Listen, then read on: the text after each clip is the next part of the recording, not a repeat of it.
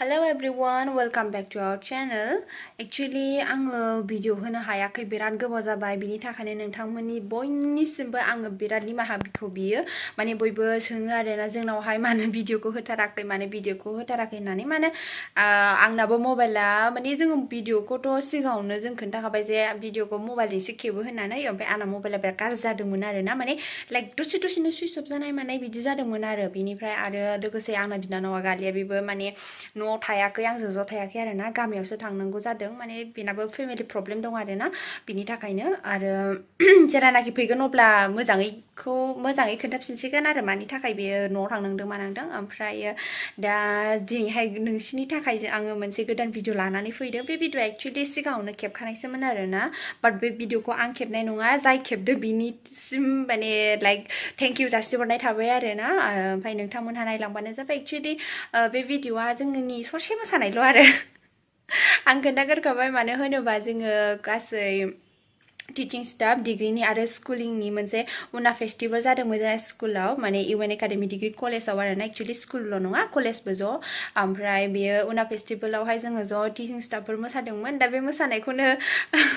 नोंथांमोननिजों जोङो देखायनो होननानै एसे लानानै फैदों आरो दा नोंथांमोनहा जुदि इन्ट्रेस्ट मोनोबा भिडिअखौ जोबजासिम नायगोन होननानै आसा थाबाय थ' भिडिअखौ स्टार्ट खालामसै नोंथांमोनहा अननानै नायलांदो स' चलो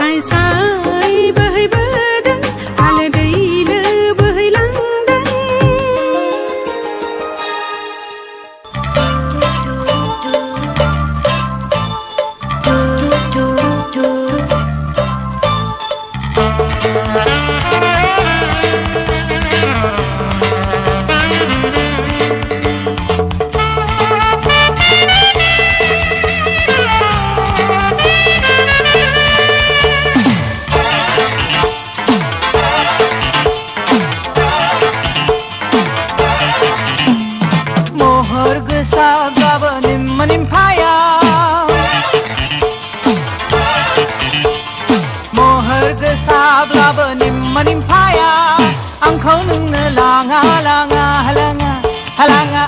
नोंनो लाङा आंखौ नोंनो लाङा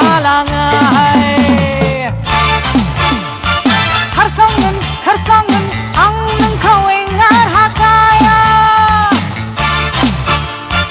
हारसंगोन नों आंखौ लांफैयाब्ला मिथिखागौ आंहाथ' रावबो गैया महर गोसाब्लाबो निम्फाया आंखौ नोंनो लाङा आंखौ नोंनो लाङा आंखौ नोंनो लाङा